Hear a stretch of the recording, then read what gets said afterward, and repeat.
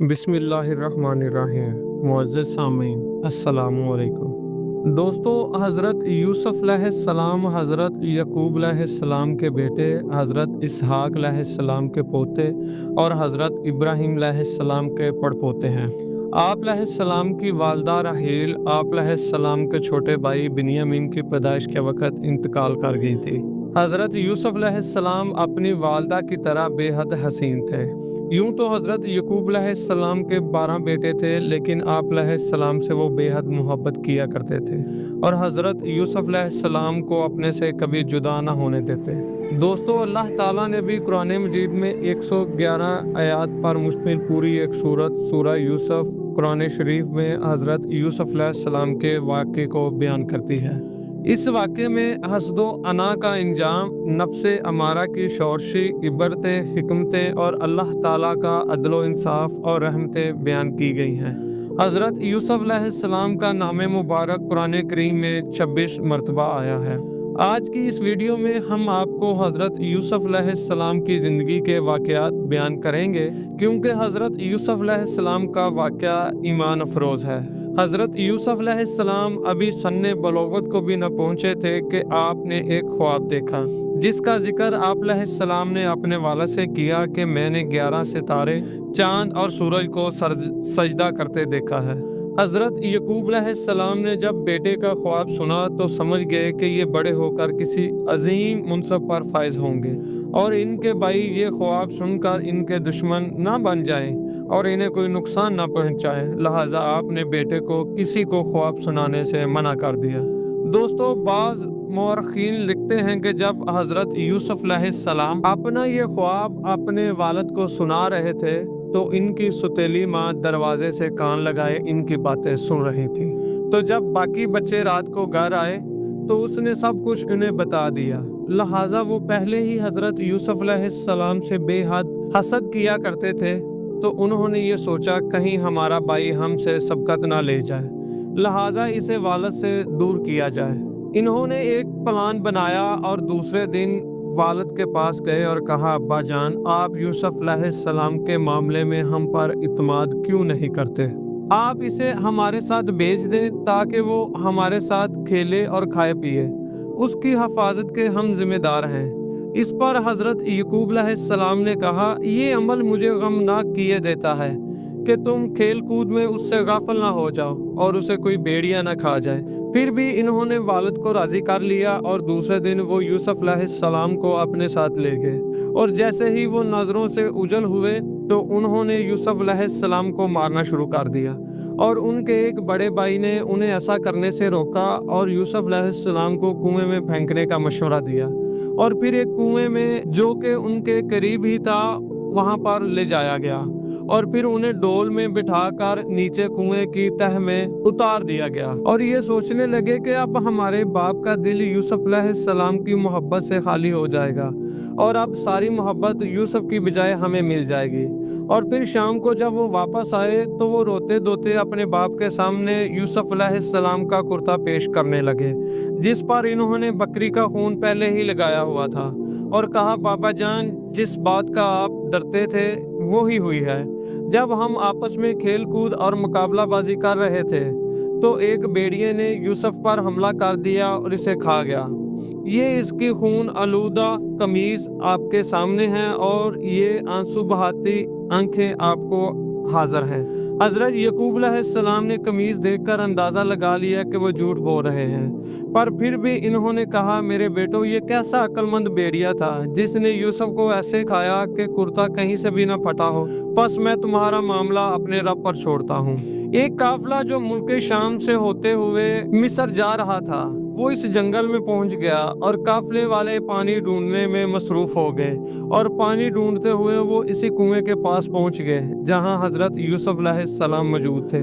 उसमें से एक शख्स ने पानी भरने के लिए डोल कुएं में डाला तो हज़रत यूसुफ़ अलैहिस्सलाम उस डोल को पकड़कर बाहर आ गए। जब उस आदमी ने आप अलैहिस्सलाम को देखा तो पहले बड़ा हैरान हुआ, फिर खुश हो गया। काफिले वालों ने यूसुफ़ अलैहिस्सलाम को साथ लिया और मिस्र में जाकर उन्हें फरोख्त कर दिया। मिस्र में हज़रत यूसुफ़ अलैहिस्सलाम की कीमत इंतहाई ज़्यादा थी। پھر عزیز مصر نے انتہائی مہنگے داموں آپ علیہ السلام کو خرید لیا۔ عزیز مصر یعنی مصر کا وزیر اور اس کی بیوی جس کا نام زلیخا تھا۔ دوستو اب ہم آپ کو عزیز مصر کی بیوی زلیخا کا حضرت یوسف علیہ السلام پر فریفتہ ہونے کا واقعہ سناتے ہیں۔ عزیز مصر جب یوسف علیہ السلام کو گھر لے آیا تو بیوی سے کہا اسے بہت ہی پیار اور محبت سے رکھو، جیسے قرآن مجید میں ارشاد باری تعالیٰ ہے۔ مصر والوں میں جس نے اسے یعنی حضرت یوسف علیہ السلام کو خریدا تھا، اس نے اپنی بیوی سے کہا اسے بہت ہی عزت کے ساتھ رکھو، بہت ممکن ہے یہ ہمیں فائدہ پہنچائے اور ممکن ہے اسے ہم اپنا بیٹا بنا لیں۔ یوں ہم نے مصر کی سرزمین میں یوسف علیہ السلام کے قدم جما دیے۔ یوں حضرت یوسف علیہ السلام بڑے آرام سے محل میں پرورش پانے لگے۔ عزیز مصر آپ علیہ السلام کی دیانتداری، پاکیزگی اور کام سے انتہائی خوش تھا، لیکن جیسے جیسے آپ علیہ السلام بڑے ہوتے جا رہے تھے تو اس کی بیوی آپ علیہ السلام کے حسن و جمال سے متاثر ہو رہی تھی، اور وہ وقت گزرنے کے ساتھ ساتھ اس کی نیت میں کھوٹ آ گیا، جسے قرآن شریف میں اللہ تعالیٰ فرماتے ہیں، اور وہ جس گھر میں تھا یعنی عورت اسے بسلانے اور پھسلانے لگی اور دروازے بند کر لیے اور کہنے لگی لو آؤ۔ اس یعنی حضرت یوسف علیہ السلام نے کہا اللہ کی پناہ، وہ یعنی تیرا میاں تو میرے آقا ہیں جس نے مجھے عزت سے رکھا ہے، میں ایسا ظلم نہیں کر سکتا، بے شک ظالم نجات نہیں پاتے۔ جب حضرت یوسف علیہ السلام نے دیکھا کہ یہ عورت شیطان کے بہکاوے میں آ گئی ہے تو آپ علیہ السلام نے دروازے کی طرف دوڑ لگائی اور زلیخا آپ علیہ السلام کو پکڑنے کے لیے آپ کی طرف لپکی تو آپ علیہ السلام کی قمیض کا پچھلا دامن اس کے ہاتھ میں آ گیا جس سے وہ پھٹ گیا۔ جب حضرت یوسف علیہ السلام باہر نکلے تو سامنے عزیز مصر موجود تھا، پیچھے زلیخا بھی آپ کو پکڑنے کے لیے لپکی۔ جب اس نے دیکھا تو وہ معصوم بن گئی اور کہنے لگی جو شخص تیری بیوی سے برا ارادہ رکھے بس تو اسے قید کر دے۔ یوسف علیہ السلام نے کہا نہیں، یہ جھوٹ بول رہی ہے، جبکہ اس کی نیت ہی خراب تھی۔ عزیز مصر کو سمجھ نہیں آ رہا تھا کہ ایک طرف بیوی تھی تو دوسری طرف حضرت یوسف علیہ السلام، جن کی پاکیزگی، شرافت، صداقت اور سچائی مسلمہ تھی۔ اس بارے میں قرآن پاک میں ارشاد ہے، عورت کے گھر والوں میں سے ایک نے گواہی دی کہ اگر اس کا کرتا آگے سے پھٹا ہے تو عورت سچی ہے اور وہ جھوٹا ہے، اور اگر اس کا کرتا پیچھے سے پھٹا ہے تو وہ سچا ہے اور عورت جھوٹی ہے۔ اور جب یوسف علیہ السلام کا کرتا دیکھا گیا تو وہ پیچھے سے پھٹا تھا۔ تب اس نے زلیخا سے کہا کہ یہ تمہارا فریب ہے اور کچھ شک نہیں کہ تم عورتوں کے فریب بڑے ہوتے ہیں۔ پھر اس نے کہا یوسف اسی بات کا خیال نہ کر، اور زلیخا تو اپنے گناہ کی بخشش مانگ، بے شک خطا تیری ہی ہے۔ اور بعض روایات میں آتا ہے کہ یہ گواہی ایک دودھ پیتے بچے نے دی تھی۔ دوستو یہ واقعہ عزیز مصر کے محل سے ہوتا ہوا شہر کی عورتوں میں عام ہو گیا اور وہ زلیخا کو لعن طعن کرنے لگی۔ جب زلیخا کو پتہ چلا تو اس نے ان عورتوں کو دعوت پر بلایا اور ہر ایک کو پھل کاٹنے کے لیے ایک ایک چھری دی، سب کو علیحدہ علیحدہ دی، اور یوسف علیہ السلام کو کہا کہ اب ان کے سامنے چلے آؤ۔ اور جب انہوں نے حضرت یوسف علیہ السلام کو دیکھا تو سب کچھ بھول گئیں اور پھل کاٹتے ہوئے اپنے ہاتھ یا انگلیاں ہی کاٹ لیں، اور وہ ایسے سحر میں مبتلا ہوئیں کہ انہیں پتہ بھی نہ چلا اور بے اختیار چلا اٹھیں۔ سبحان اللہ، یہ تو کوئی انسان نہیں، یہ فرشتہ ہے۔ زلیخا نے جب یہ سب کچھ دیکھا تو کہا یہی وہ غلام ہے جس کے بارے میں تم لوگ باتیں کرتے ہو، اور اگر اس نے یہ سب کچھ نہ کیا جو میں اسے کہہ رہی ہوں تو قید کر دیا جائے گا۔ جب اس کا کوئی داؤ پیچ کام نہ آیا تو اس نے اپنے شوہر کو مجبور کیا کہ یوسف علیہ السلام کو قید کیا جائے تاکہ لوگوں میں یہ بات عام ہو کہ زلیخا سچی ہے۔ دوستو پھر کیا، عزیز مصر نے یوسف علیہ السلام کو قید خانے میں ڈال دیا اور پھر تقریباً 7 سال تک آپ علیہ السلام وہاں رہے۔ حضرت یوسف علیہ السلام اس قید خانے میں لوگوں کو ان کے خوابوں کی تعبیر بتایا کرتے تھے، اور یہ بھی اللہ کی طرف سے آپ کو دیا گیا ایک معجزہ تھا، اور جلد ہی آپ دوسرے قیدیوں میں بے حد مقبول ہو گئے اور اسی قید خانے میں 2 قیدی پہلے ہی قید تھے بادشاہ کو زہر دینے کے الزام میں، اور ان دونوں قیدیوں کو ایک بڑے ہی عجیب سا خواب آیا۔ ایک نے دیکھا کہ وہ شراب نچوڑ رہا ہے اور دوسرے نے دیکھا کہ وہ سر پر روٹیاں اٹھائے ہوئے ہے اور پرندے اسے نوچ نوچ کر کھا رہے ہیں۔ اس پر حضرت یوسف علیہ السلام نے انہیں بتایا کہ ایک تو اپنے بادشاہ کو شراب پلائے گا اور دوسرا سولی پر لٹکا دیا جائے گا اور پرندے اس کا سر نوچ نوچ کر کھائیں گے۔ پھر اللہ تعالیٰ نے اپنے نبی کو باعزت قید خانے سے نکالنے کا فیصلہ کیا۔ ہوا کچھ یوں کہ مصر کے بادشاہ نے بھی بڑا عجیب خواب دیکھا جو کسی نجومی وغیرہ کو سمجھ نہیں آ رہا تھا۔ قرآن مجید میں اسے یوں بیان کیا گیا ہے، اور بادشاہ نے کہا میں خواب دیکھتا ہوں کہ 7 موٹی گائیں ہیں جنہیں 7 دبلی گائیں کھا رہی ہیں، اور 7 سبز خوشے ہیں اور 7 خشک۔ اے دربار والو، مجھے خواب کی تعبیر بتاؤ اگر تم خواب کی تعبیر دینے والے ہو۔ انہوں نے کہا یہ خیالی خواب ہیں، ہم ایسے خوابوں کی تعبیر نہیں جانتے۔ اس وقت دربار میں موجود وہ شاہی ساقی بھی موجود تھا۔ اسے جیل میں قید حضرت یوسف علیہ السلام یاد آ گئے۔ اس نے بادشاہ سے کہا اگر مجھے جیل خانے جانے کی اجازت دے دیں تو میں آپ کو خواب کی تعبیر لا دوں گا۔ بادشاہ نے اس سے جانے کی اجازت دے دی، اور وہ یوسف علیہ السلام کے پاس آیا اور خواب کی تعبیر پوچھی۔ آپ علیہ السلام نے اسے خواب کی تعبیر بتائی کہ 7 سال خوب فصل ہوگی اور پھر 7 سال قحط کے ہوں گے، بس تم جو غلہ کاٹو تھوڑا سا کھاؤ اور باقی خوشوں میں ہی رکھ کر محفوظ کر لو۔ پھر ایسا سال آئے گا کہ خوب بارش ہوگی اور پھر سب کچھ ٹھیک ہو جائے گا۔ بادشاہ کو جب کچھ پتا چلا تو اس نے کہا تعبیر بتانے والے کو دربار میں حاضر کیا جائے۔ یوسف علیہ السلام نے جانے سے انکار کیا اور کہا پہلے ان عورتوں کا بتاؤ کیا بنا جنہوں نے ہاتھ کاٹے تھے۔ بادشاہ نے جب ان کو بلایا تو انہوں نے گواہی دی کہ ہم نے ان میں کوئی عیب نہیں پایا، اور پھر زلیخا بھی اپنے کیے پر شرمندہ ہو گئی اور کہا بے شک وہ سچے ہیں۔ اور پھر بادشاہ نے آپ علیہ السلام کو شاہی خزانے اور امور سلطنت میں کل اختیار بنا دیا، اور پھر آپ علیہ السلام نے ان قحط والے سالوں سے پہلے ان سالوں میں جو خوب فصل ہوئی اسے بڑے اچھے طریقے سے محفوظ کیا۔ اب جب قحط شروع ہوا تو قحط نے مصر کے ساتھ ساتھ شام اور فلسطین کو بھی اپنی لپیٹ میں لے لیا، اور پھر آپ علیہ السلام کی تقسیم کی حکمت عملی سے آپ کی شہرت بڑی پھیل گئی۔ حضرت یعقوب علیہ السلام کا خاندان فلسطین میں تھا تو وہ بھی آپ علیہ السلام کی فیاضی اور رحم دلی سے بڑے متاثر ہوئے اور اپنے بیٹوں کو بھیجا کہ جاؤ اور مصری رحم دل حکمران سے غلہ لے آؤ۔ اللہ تعالیٰ نے اس کا ذکر قرآن شریف میں کچھ یوں بیان کیا ہے، اور یوسف کے بھائی کنعان سے مصر غلہ خریدنے کے لیے آئے، وہ یوسف علیہ السلام کے پاس گئے اور یوسف علیہ السلام نے انہیں پہچان لیا اور وہ اس کو نہ پہچان سکے۔ جب یوسف نے ان کے لیے ان کا سامان تیار کر دیا تو کہا پھر آنا تو باپ کی طرف سے جو تمہارا بھائی ہے اسے بھی میرے پاس لے آنا۔ کیا تم نہیں دیکھتے کہ میں ماپ بھی پورا دیتا ہوں، مہمانداری بھی خوب کرتا ہوں، اور اگر تم اسے میرے پاس نہ لاؤ گے تو نہ تمہیں میرے ہاں سے غلہ ملے گا اور نہ تم میرے پاس آ سکو گے۔ انہوں نے کہا کہ ہم اس کے بارے میں اس کے باپ سے تذکرہ کریں گے اور ہم یہ کام کر کے رہیں گے۔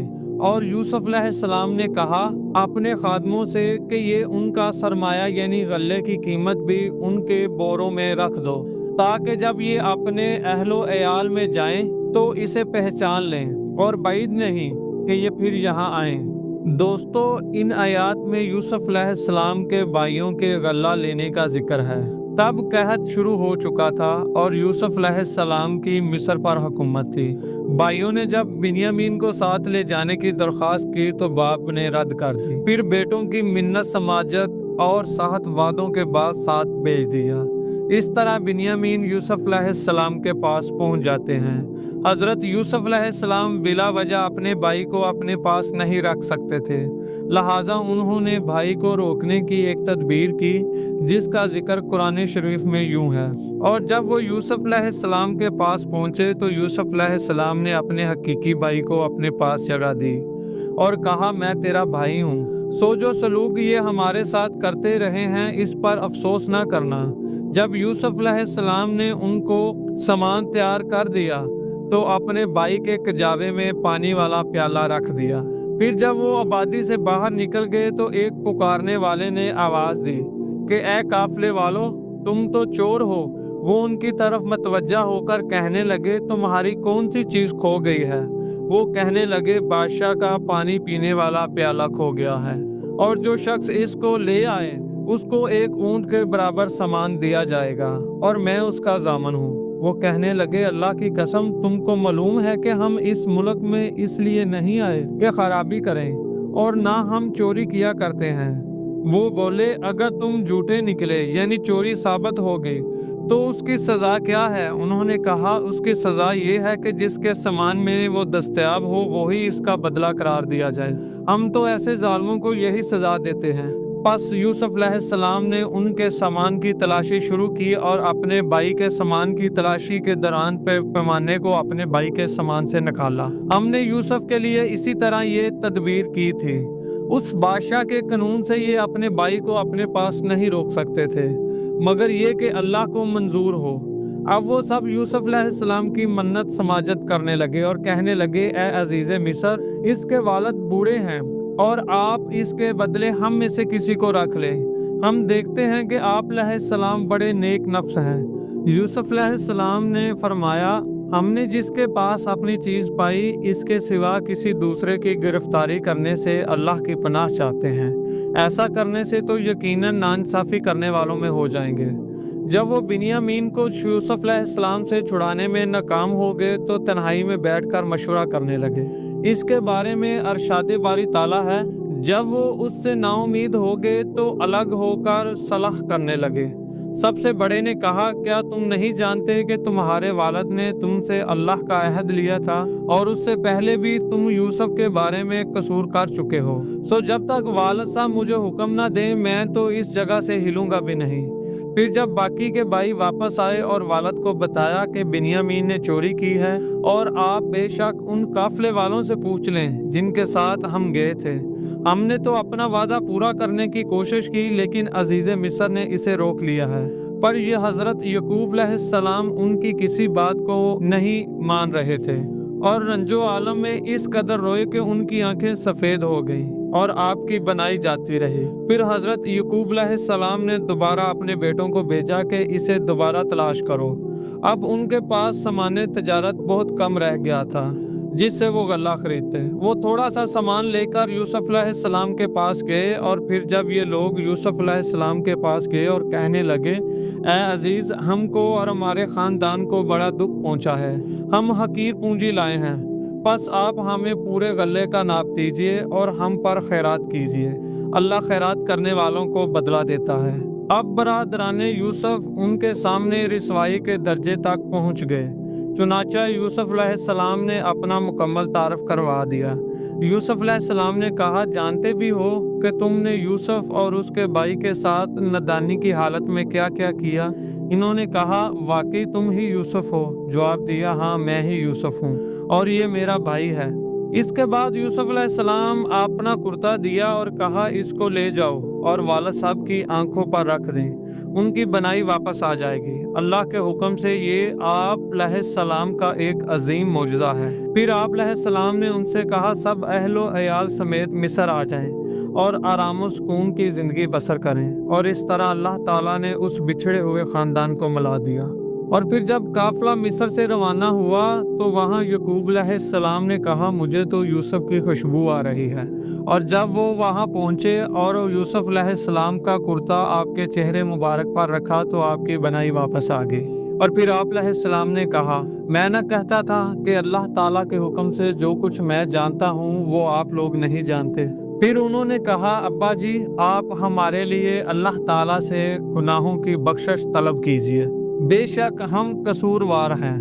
कहा, अच्छा, मैं जल्द ही अपने रब से तुम्हारे गुनाहों की बख्शिश तलब करूंगा। وہ بہت بڑا بخشنے والا اور انتہائی مہربانی کرنے والا ہے۔ اور پھر یہ سب خاندان کنعان سے مصر میں یوسف علیہ السلام کے پاس منتقل ہو گیا۔ اور جب یہ سب خاندان یوسف علیہ السلام کے پاس پہنچا تو یوسف علیہ السلام نے اپنے والدین کو اپنے پاس جگہ دی اور کہا اب آپ لوگ سب یہاں آرام کے ساتھ زندگی گزاریں، اور اپنے تخت کے اوپر اپنے والدین کو اونچا بٹھایا، اور پھر سب سجدے میں اس کے سامنے گر گئے اور تب کہا ابا جی یہ میرے پہلے کے خواب کی تعبیر ہے، میرے رب نے اسے سچا کر دکھایا اور مجھے جیل خانے سے نکال کر مصر کا بادشاہ بنا دیا اور آپ لوگوں کو صحرا سے نکال کر یہاں مصر میں پہنچا دیا۔ بے شک وہ بڑی رحمتوں اور برکتوں والا ہے۔